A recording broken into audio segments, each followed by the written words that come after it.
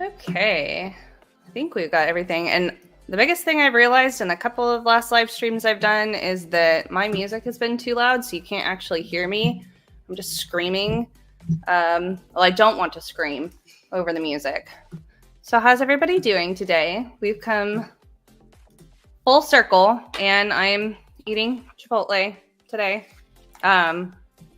So that was the first food that I got when I started doing Dino Nuggets. But how's everybody feeling? It's been a minute for me because I started a new role at Google, and so that was really exciting. But it's been pretty busy.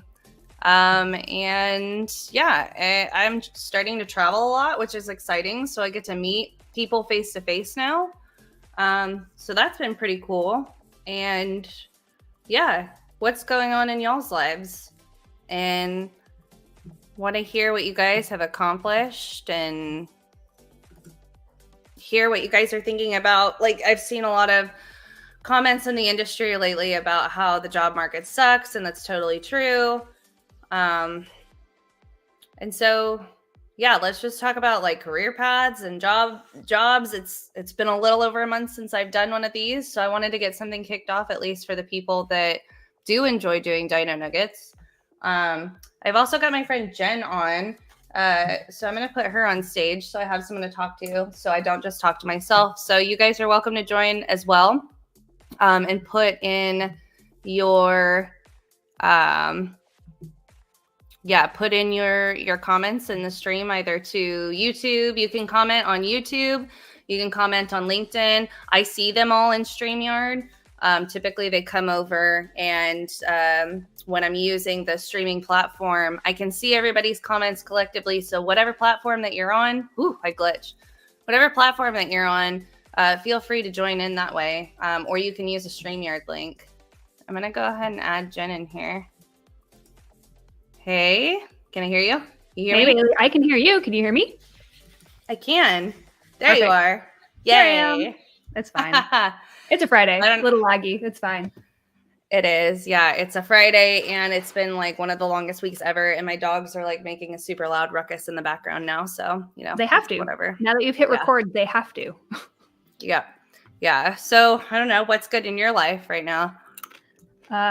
Sam, old man. We're just working on this cyber content creation, like USCU grinding over there, churning out some really good stuff. Been absolutely loving what you've been putting out on your YouTube channel. It's not only hilarious, but very informative. So funny enough, some of the goofy clips that I have in some of the short form videos, like, I guess they're long form, but they're shorter than I get suggested videos off of those videos that I've made that are like 20 minutes long. So yeah, short form in terms of like 3 minutes long.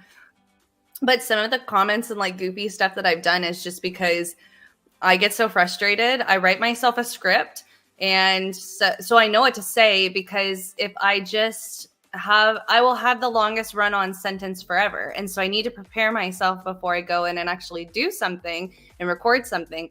So I write out my script.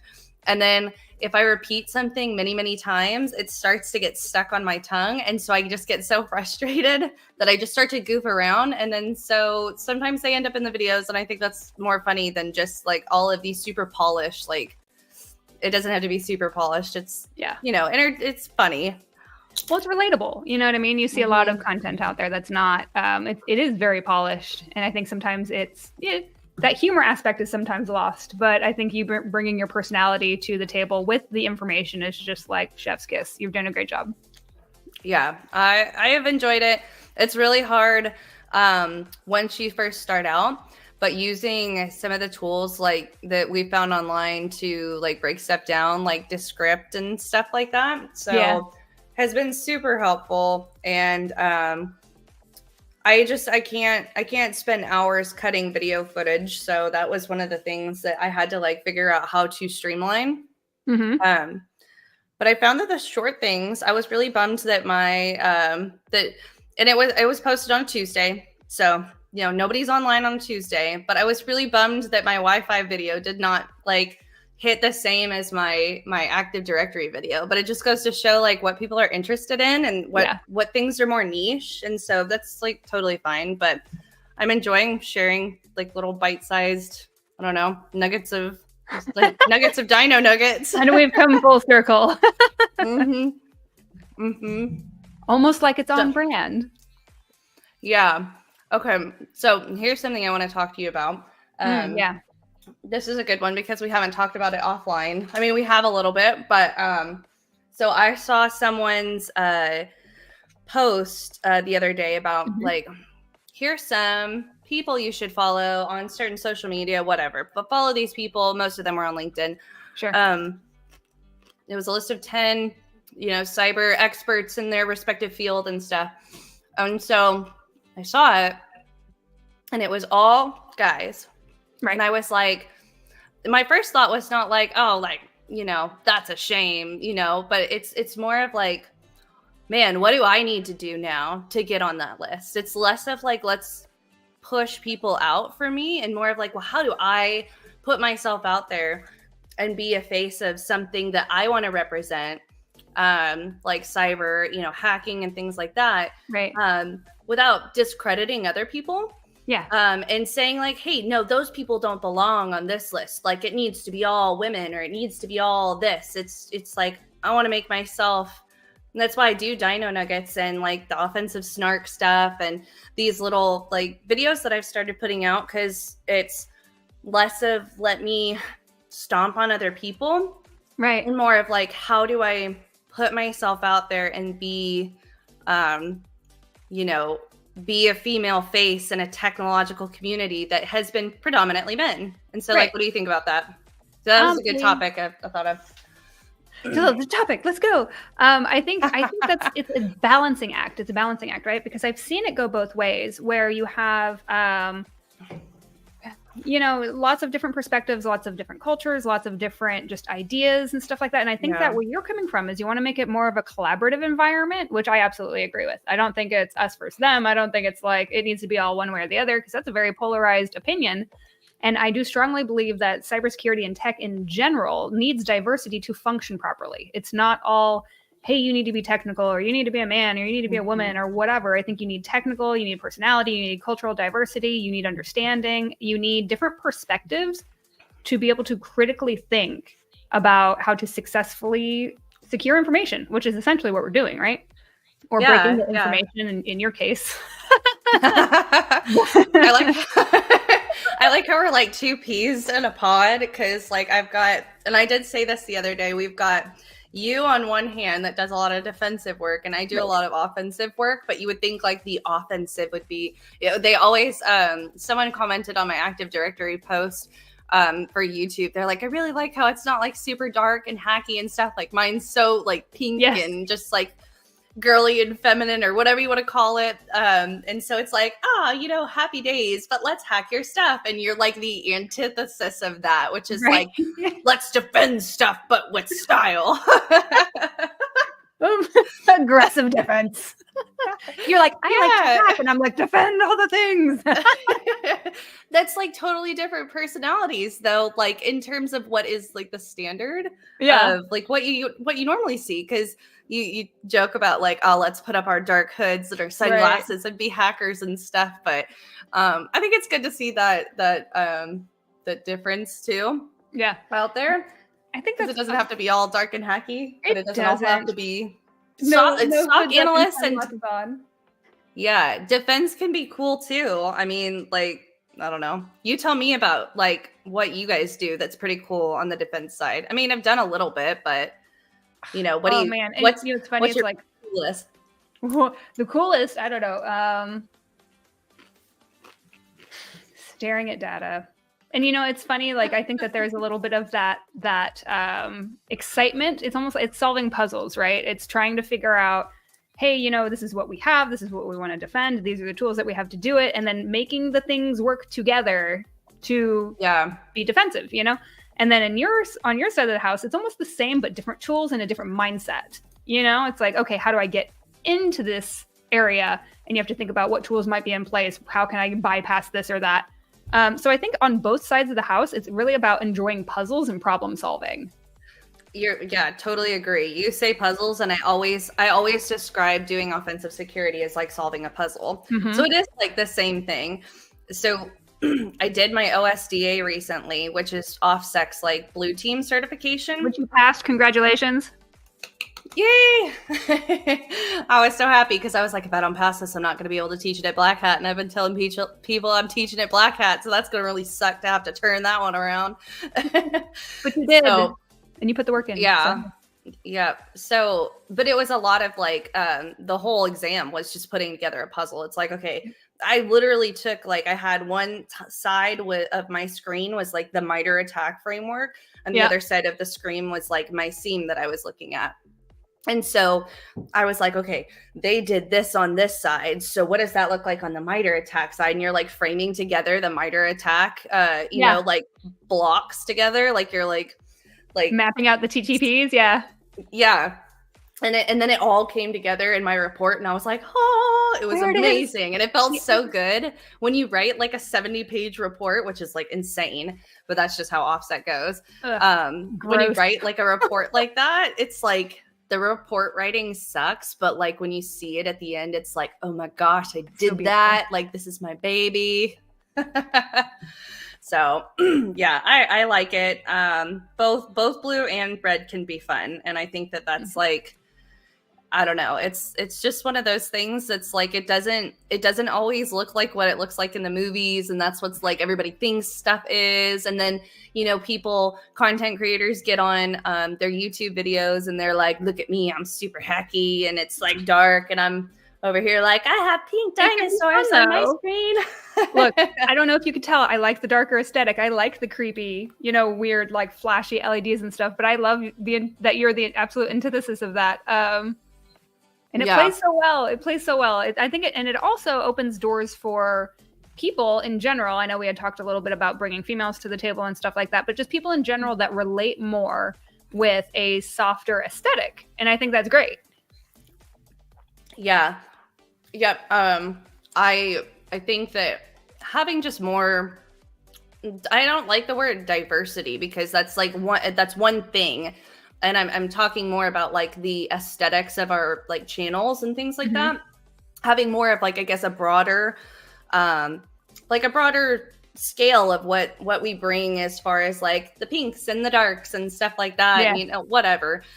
Because it brings in an audience that's maybe not interested. And, you know, maybe people that like hacky stuff are not very interested in watching someone in a dark room, like talk to you through like a Darth Vader microphone. But like people that want to do sock, you know, like sock stuff, they're like, yeah, I really like that. Like, more harder.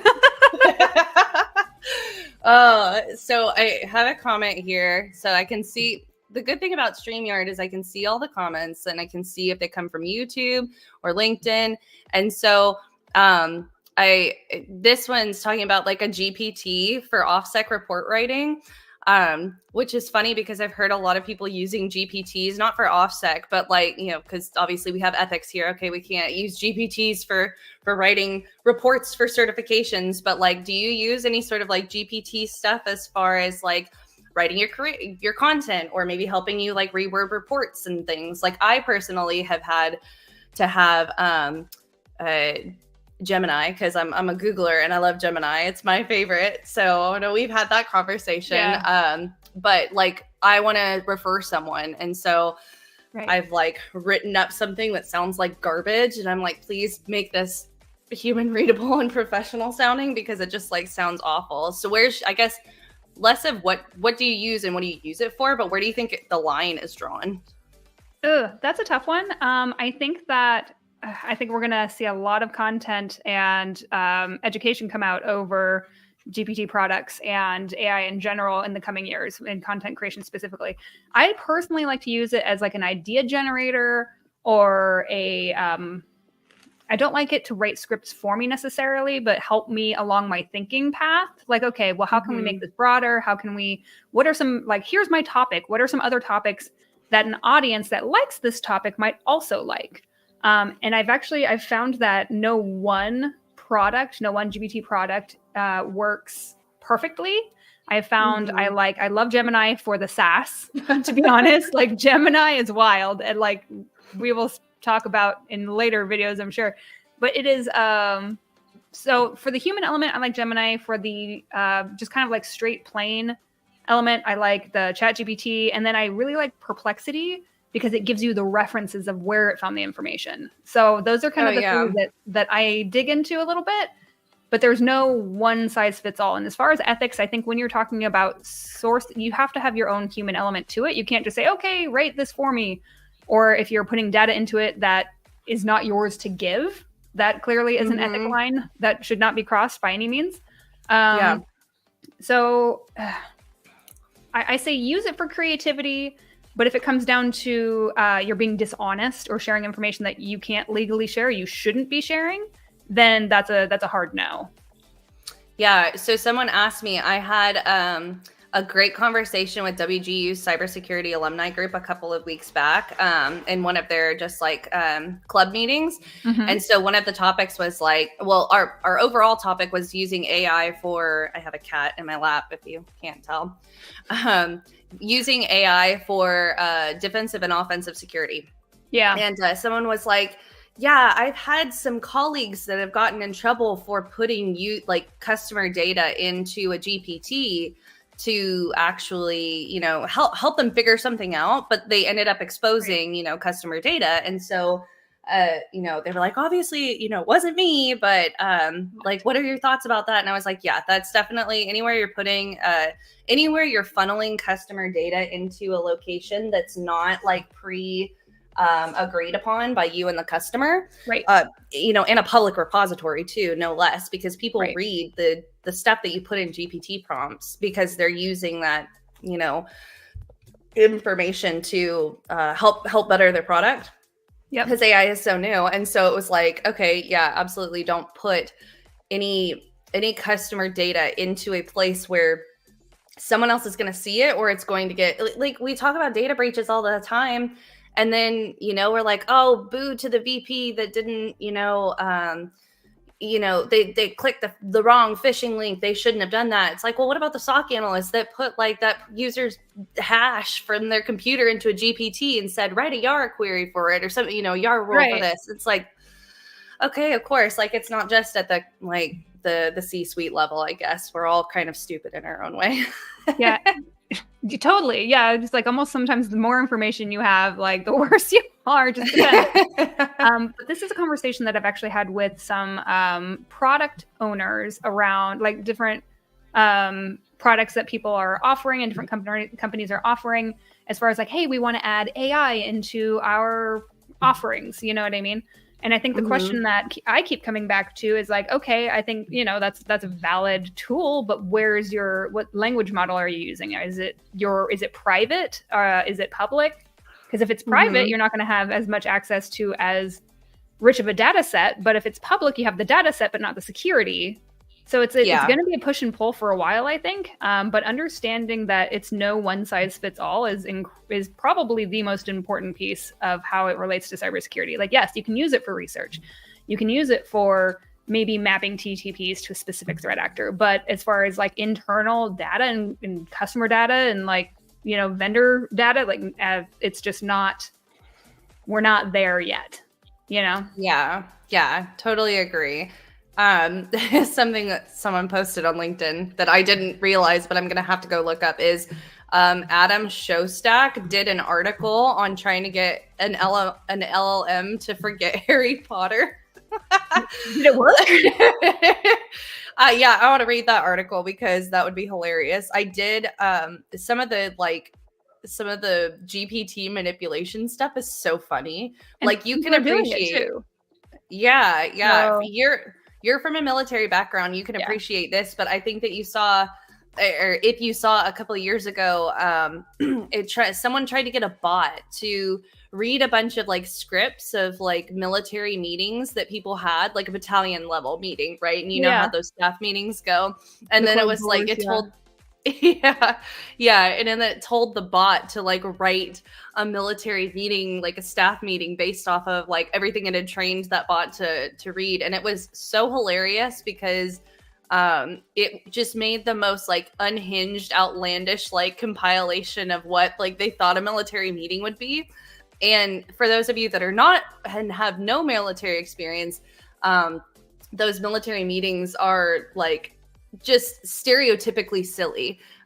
Sometimes there are just nuances from the military that like you're like, no, that doesn't happen. But it's like, yeah, that does actually happen. So much so that I think it was the fourth ID major general actually recently signed a policy that stated that seniors could not text their soldiers after like an hour after they had been released because like people were getting harassed, and this goes for corporate workspaces too. People were getting like bothered at like 2 a.m. for stuff. The good idea like, fairies, right? Wrong time. They're like, did you do this? Has this been done? And it's like, dude, I got off like at like 5. It's 9 o'clock. Like I'm with my kids right now. Like I've been working all day, and it's insane.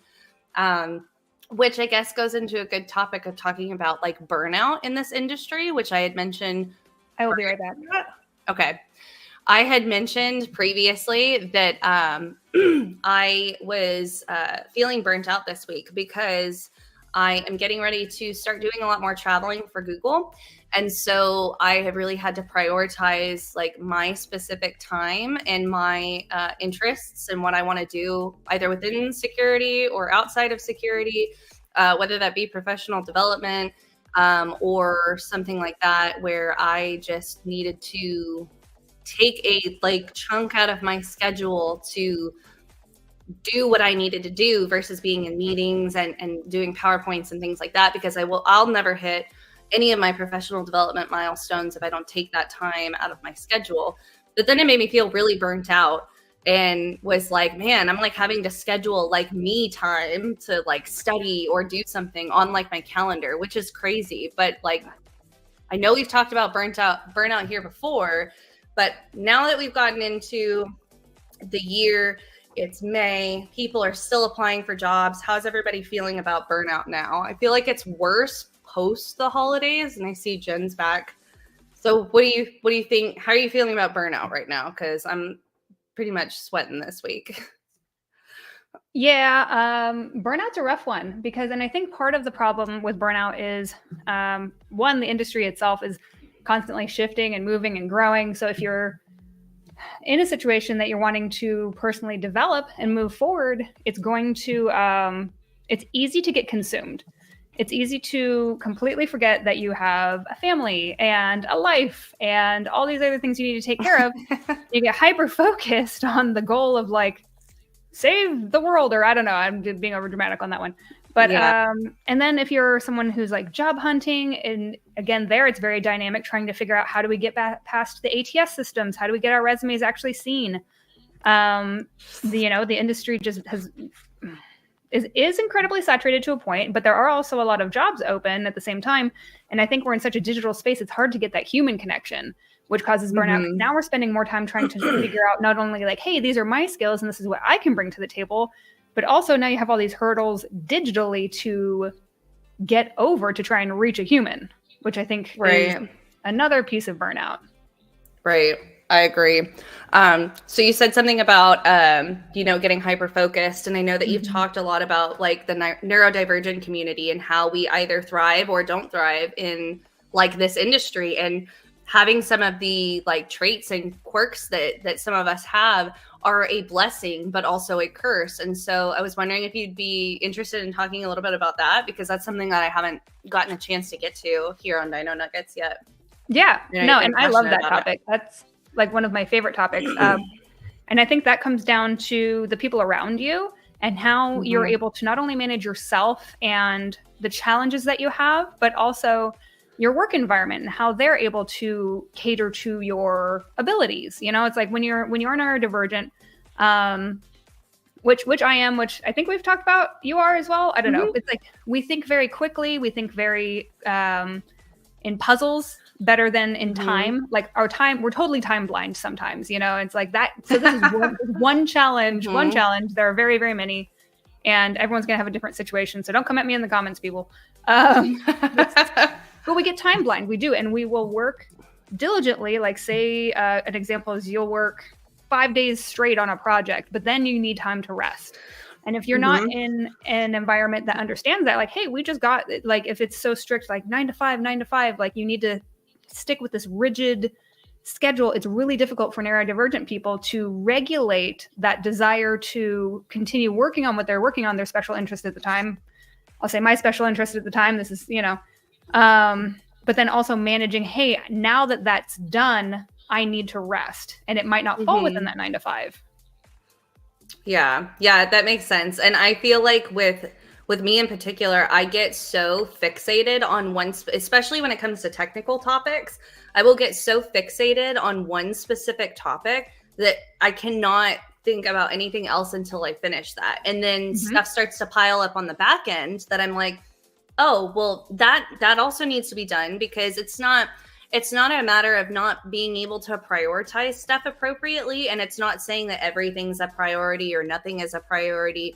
It's more about just wanting to at least get through one thing, because if I leave a specific technical topic and I come back to it later, I might not have the same mental soundness that I did when I first started it. Stamina. Yeah. So I spent last week, it was like 8:30 or 9 o'clock in the evening that I needed to finish up a PowerPoint, and it had nothing to do with my like time management. It's just, it came up last minute. And so everything that I was working on that day, I had to finish up before I could address this next thing that I needed to get done for the next morning, because I had a meeting. And so it was like, okay, what time during this day am I going to be able to get this done? And I can't break away from this technical task that I'm already focused on, because it will not get done to quality. But yeah, and then I have had to schedule in my calendar like family time, going to the gym, because it's like I will put something in that slot if I don't have it in my calendar. That's just me personally.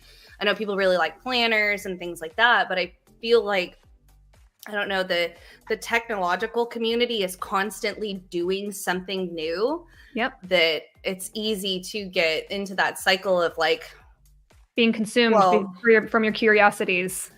Yeah. And then, so I was mentioning it, as you had stepped out, like I've had to put like professional development time. Like I will study this thing at this time, because I'll never get a new certification, or I will never grow in my own, which then becomes a detriment to the company that I'm working for, or the job or the project, because now I'm, stifled by my own, like, it's a balancing act of understanding your weaknesses, and we can call them weakness. I call mine, they're weaknesses. I mean, let's be frank. They're things that I can empower myself with, or I can just fizzle out and be like a problem. So I'm going to leverage what I can to be choose to be a problem, Bailey. Choose to be a problem. I am a problem. I'm a problem. Yeah. So, I mean, I've got there, and then it's not just time management too. It's not just burnout when it comes to like having some quirky, spicy personality traits. It's also like, I some things I just don't want to touch because I just don't like them. Like one of the things in particular is like, I really don't like going on Reddit, because the Reddit community just makes me like, it doesn't matter what I ask on Reddit as like an anonymous user. I always like get some spicy person responding to me, like just like in a snarky way. And I'm pretty snarky myself, but like I take such offense. Yeah, I am so offended. Not you. I get so offended by like some cultures. It's not just like Reddit. It's just like the culture is very like, very straight up front and forward. And I don't do well in that culture. And I know that's my own issue. It's not that they're wrong. That's what the community is. There's some really helpful people, but you know yourself well enough to not walk into rooms that make you uncomfortable. Sure. Which is what that is. And that's a major piece of self-awareness. And I think that's awesome. Yeah. So let's, just refreshing my page here. What kind of, so I get the Hacker News, like daily newsletter, but what are some kind of some of the things that you have seen this week that have been like hot off the press cyber threat. You do a lot of CTI stuff. So not as much anymore. But yes and no. And let me think about that. I don't know what. It's been a week for me as well. So just I don't know. I haven't really seen anything too crazy. And if anybody has anything in the comments that they want to put out there, because I'm trying to refresh my brain about what has happened in the past week. I tried to rickroll someone on LinkedIn because they were they posted something about like, oh, well, if you're a VP, don't click bad links because they're phishing attempts. And so I tried to like make some people click a link in the comments on that same post. And nobody, either you got rickrolled because the link was, it was to YouTube, but you either got rickrolled and you didn't tell me, or you didn't click the link. So good on you if you didn't click the phishing link. I have one. I do have one from this week. We saw a new ransomware group popping up. It's a ransomware.live or something like that. So if anyone else is interested in tracking what the bad guys are up to without actually going to the dark web and having your own persona, you can go over to ransomware.live or .io. Is Space Bear is hitting the market, and their logo sucks. I really wanted like a cute little anime bear with like a dome, and it's just a bear in a bubble. So missed opportunities, but that's the thing I can.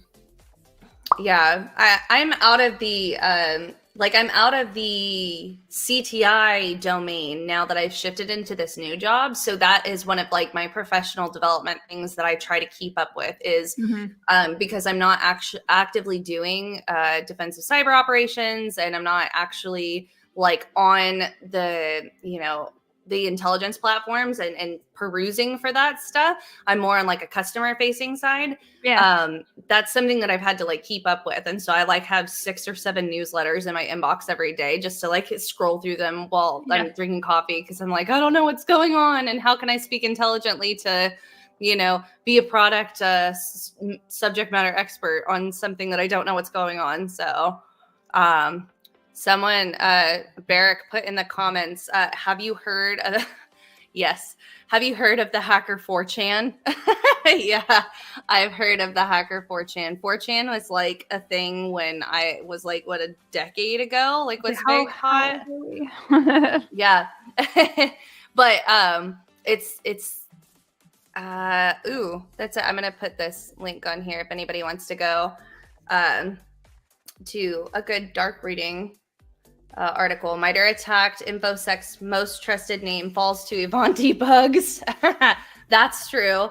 I kid you not. I seen every time I saw a new CVE for Ivanti this year, it made me die a little inside for like the stakeholders at the company, because it's like, oh, not again. Like you just can't catch a break this year. No, Ivanti's been in the hot news for. Yeah.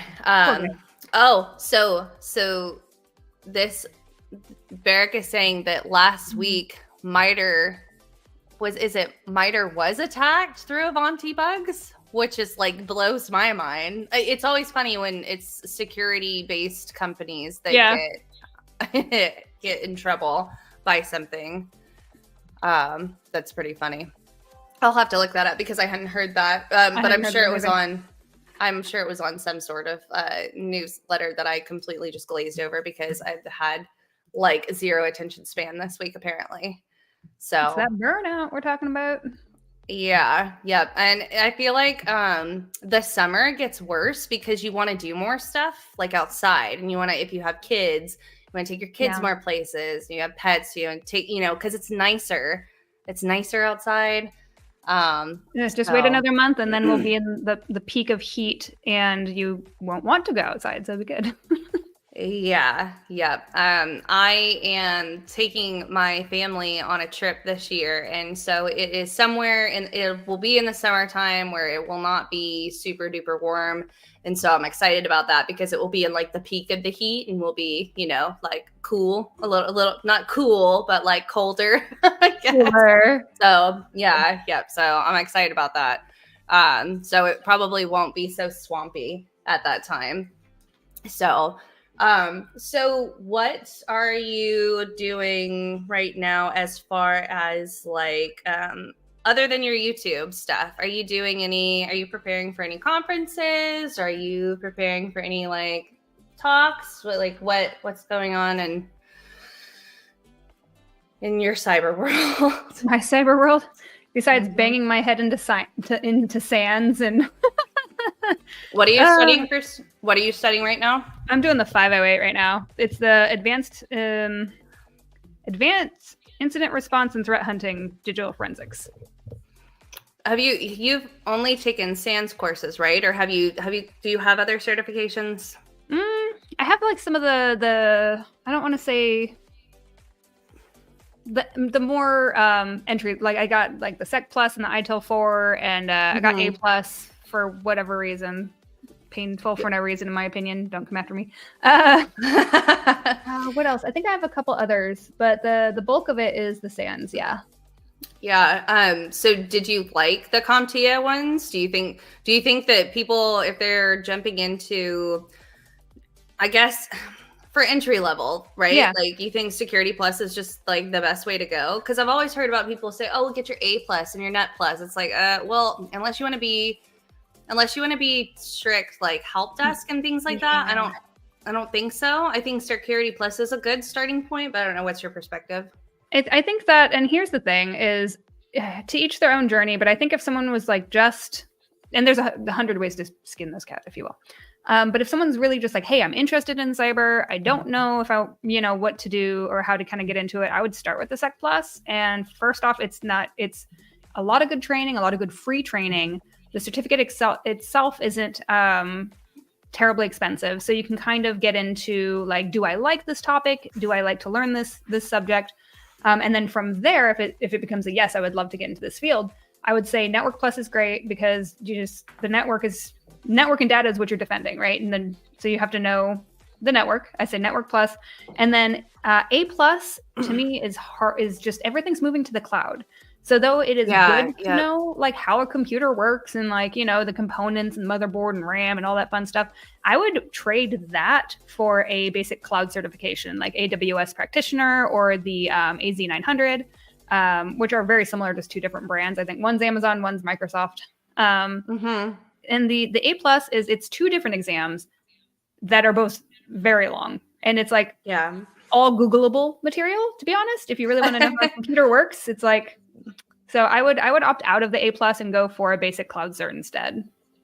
Yeah, I saw you post a poll recently. What was the final deliberation on that? I think it was like AZ, AWS, and then like maybe Cloud Plus or something were the options. But it seemed like a good majority of people were like, no, get like the specialized. I even commented like, well, you should get Cloud Plus because it's good, just baseline fundamentals. But what was the final deliberation on that? The final deliberation was very kind of like, okay, so I had actually been asked this question in a comments on my YouTube channel, and I didn't know the answer to it. So I was like, all right, let's go to the community, LinkedIn family.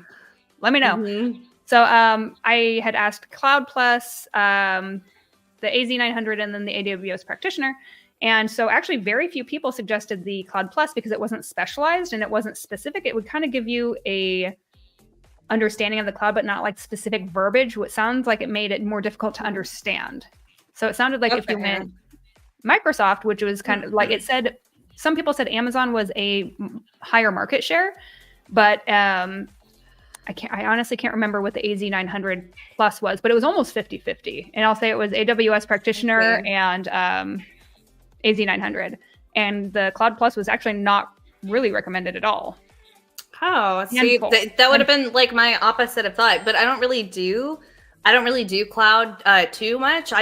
Now that I've stepped into my new role, I will be doing more cloud stuff. And so I'm actually like working on a cloud certification myself through Google, but I wouldn't know. I just assumed based on, have a general knowledge of some topic and then specialize, right? But that doesn't sound like that's probably the best case when it comes to cloud. I think it would be when it maybe comes to like hacking and pen testing. Like, what's the general pen testing terminology? Okay, and then let's look at how to hack a Windows system or something. Like that, to me, that pipeline makes sense. But I guess it sounds like the general consensus is cloud does not operate in that fashion. Yeah, I'm actually going to look it up now and see what the final results were. Yeah, so Dominique asked, are CTFs beneficial and relatable to real-world cyber employment? That's a good question. Yeah, it does depend. For offensive security, yes, because you get the skills, but it is not the same as actually going on an engagement and doing like a true to customer pen test or red team engagement, tabletop exercise, whatever specific offensive security thing that you're doing, because they are all different. And then honestly, I feel like on the blue team, because there are CTFs that are blue team, that's hard too. I've heard that the biggest challenge with blue team CTFs is the lack of data, because blue team, you think you're going through an elk stack, right? Where I have the hiccups now. Where does all of that data come from? You have to create the data. Basically, you have to be, maybe like a red team on your own system, right? To create the data that would be used to create a CTF or a lab for blue team. So and you can, agree or disagree, but I think more so you learn the basic skills, are they beneficial? Are they beneficial to like real world cyber employment? Yeah, but I don't know if they're necessarily truly reflective of what you would be doing in the real world. So I think that's my response on that. But I think that's most, I don't know, I feel like that's most job roles in particular. You learn the skills that you can going into whatever, education path, if you're getting a degree, if you're getting certifications, but then truly the relatable stuff is that gets you qualified to a certain level, right? But then the relatability comes into actually doing the job and having the on-the-job experience, which sucks for IT and cybersecurity, because now we get into the whole like perpetual dilemma of, do you have enough experience, and did you can't get more experience because I didn't work a job, but you're not allowed to have this job because you don't have enough experience. Like this, the whole black hole of employment. It's almost like we've self-gate kept our selves from getting employed in cybersecurity, because it has just been developed on this foundation of lies, if you will. Foundation of lies. I have a thought on CTFs. I think, and here's going back to when you're looking at, it's multifaceted when you're trying to find a job in cybersecurity, especially those entry-level roles, right? And I think almost anyone can be taught certain skills, but what you can't teach is interest, and you can't teach motivation. So I think what the CTFs do is it shows an employer, you have your LinkedIn, you have your place that these employers can come do some research on who you are. And you're like, yes, I'm doing CTFs, I'm learning all this cool stuff. It's like, will that apply directly to the job and them wanting to hire you? Maybe, maybe not. But what it's going to do is show them your ambition. And I think, honestly, that's probably more valuable than the technical skills. Yeah, I agree. And nobody is wrong for putting this out there. So let me put this disclaimer on this before I make a comment. But it bugs me, or I guess bugs me is not the right word, because it doesn't really bother me. But I guess I get confused, because in a lot of people's LinkedIn taglines, for example, I see top 1% try hack me, or top blah, blah, blah, or I hacked like 60 boxes and stuff. And it's like, that is really awesome. Like, that is an amazing accomplishment. And I like commend you on that. Like that takes a lot of skill, that takes a lot of time. But to employers, that just does not, in my experience, does not reflect to benefit you. And I wonder if anybody else in the comments might have a disagreement, because I'd love to hear if you've had an experience where your personal CTF time has benefited you going into like a job. That's just my siloed experience. But I do find a lot of people really like touting this like look at all of these things that I've practiced, and that's why I hate the make a home lab, where you start out, make a home lab. Okay, but are you going to invite your Google recruiter, your Microsoft recruiter into your home to come look at your home lab that you did? It's great that you did that. But I don't know how really that helps. So that's not the first way that I would advise people to. Sorry. I feel like I cut you off. No. I feel like, and I actually had written a blog on this a while ago. I had interviewed a bunch of recruiters because that was also on my mind. I was like, what does this mean? What does this badge mean? I earned this badge. It's like, okay, cool, good, neat, right? Mm-hmm. A lot of employers haven't gone through the rooms or the modules or whatever, so they don't understand what that knowledge base was. So where the value is sure, you can put your shiny little badge up and that's fine, but show your work. Talk about what you learned. Like, hey, I did this recon room and I learned how to scan networks and I learned about like public facing devices. It's like, if you can talk about those types of things, that's where the value comes in, not an arbitrary badge that really doesn't tell anyone a whole lot if they have not experienced the challenge themselves. Yeah, I really like that because like a lot of people put their Hack the Box or OffSec lab write-ups and stuff online, then you're creating a digital portfolio for yourself. And so that is something that you can, or having a GitHub repo, for example, or just something that you're like placing your stuff into a folder of online, like an online resume, basically, of like compiling data that, might be beneficial. I have seen some recruiter or portals that you apply for jobs that do ask you like, share your website, or like, do you have an external link that you want to share with us? And I assume it would be for that case, in particular, being able to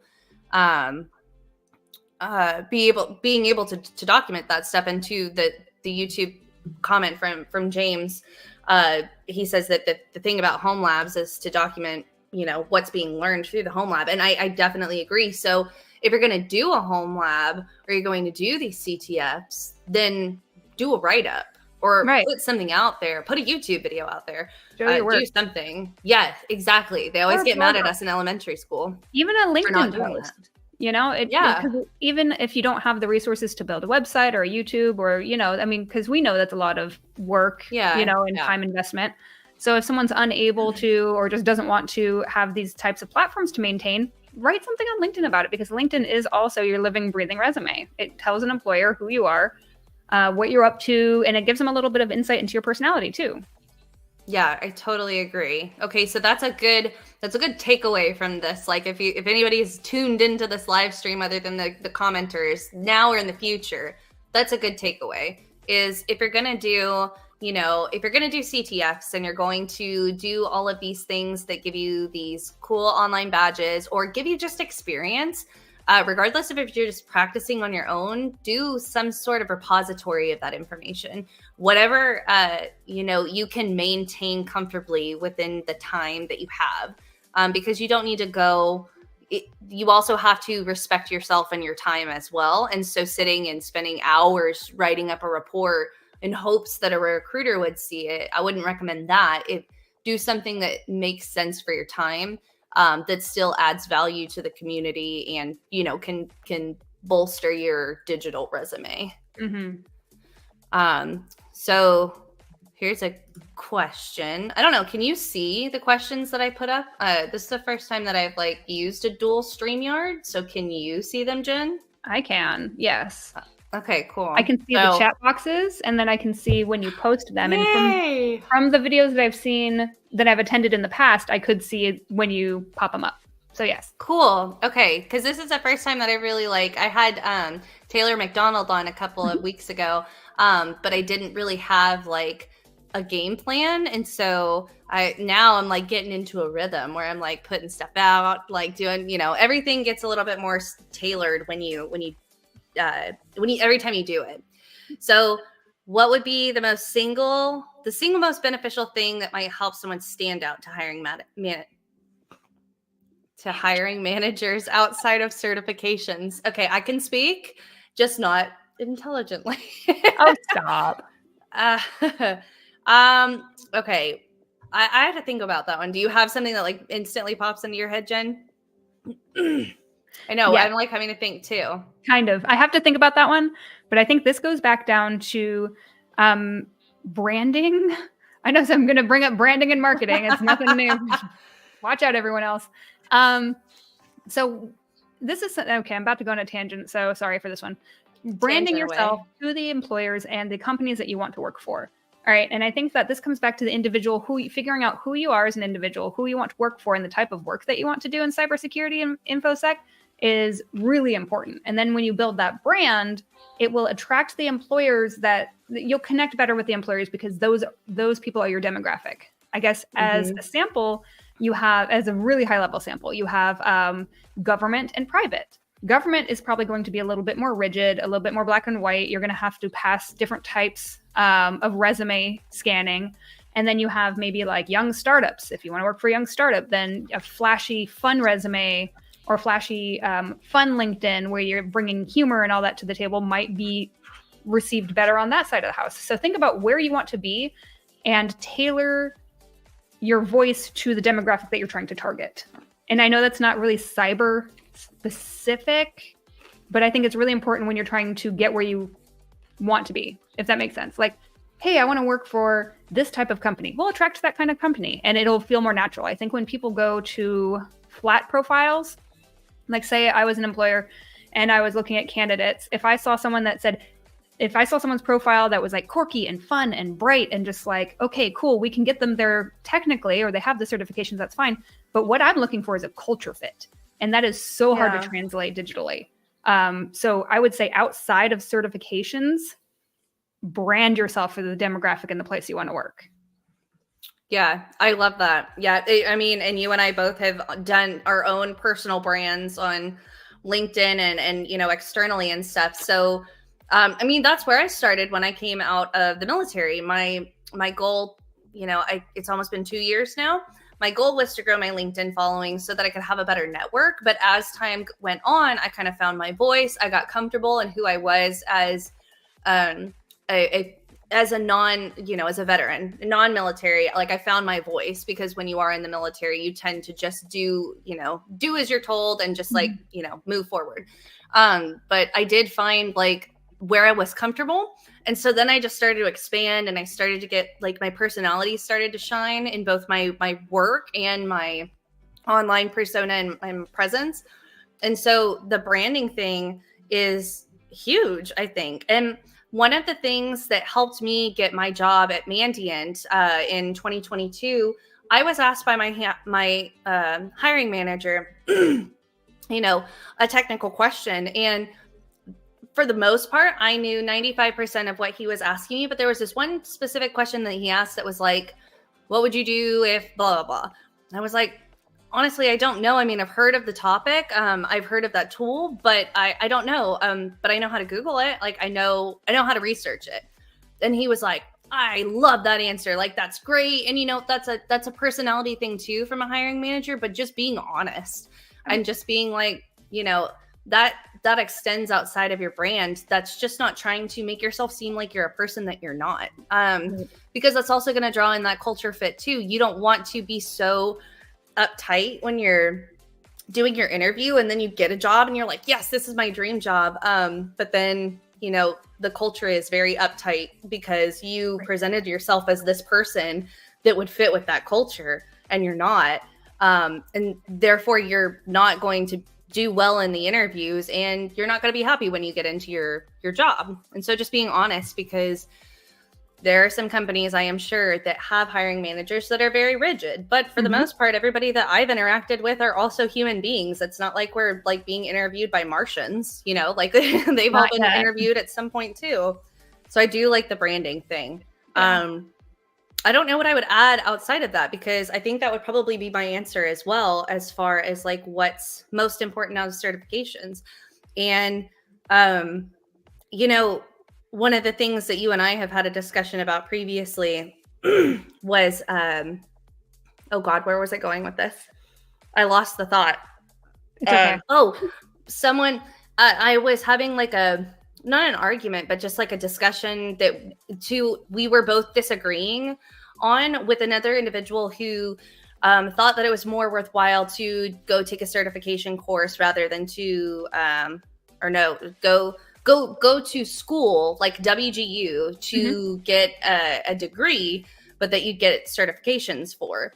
And like, that was their stance. And my stance was like, well, if you don't want to spend the time 4 years or however long to go get a degree, even with accelerated programs, just take a security plus boot camp, like just go get a certification.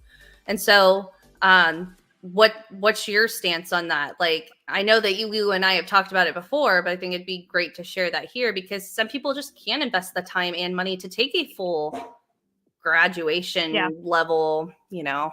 I went into this topic a week or two ago, actually, in a little bit more detail. So I had a lot of thinking and a lot of conversations around it. And the answer is it depends. The end. No. So, and like you said, it always depends. Some people are not always going to have the funding to go for a degree program or the time. 4 years is a long time. You know what I mean? I would say, and the conclusion that I came to was, if someone, depending on their timeline, is trying to get into the field sooner than later, I would say go get a handful of certificates, start educating yourself, stay up to date with the news, and really start figuring out what the industry is all about and figure out where you fit and start working your way towards getting, that first role or whatever you want to call it, internship, right? And then later go for a degree program. And because a lot of the things that a degree is going to do for you is open up managerial doors, but that might not be something that you're looking for right off the bat. So if someone's just like, I want to get in the industry, let's do it. I would say certifications.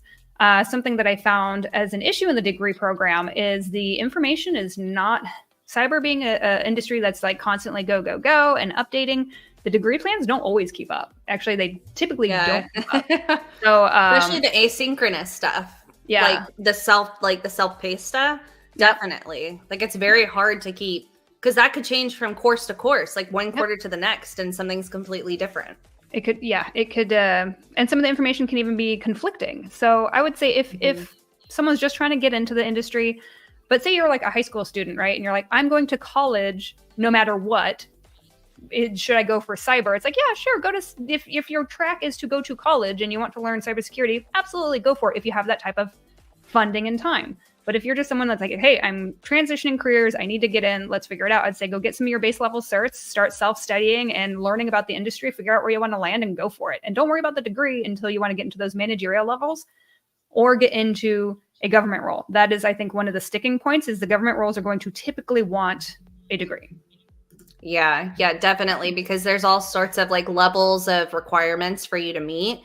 As far as like, it's like 8140 requirements. So you're supposed to be certified at a certain level with these amounts of credentials and certifications and degrees. So yeah, government works a little bit sticky there, but I would agree for the most part, it's just get the experience.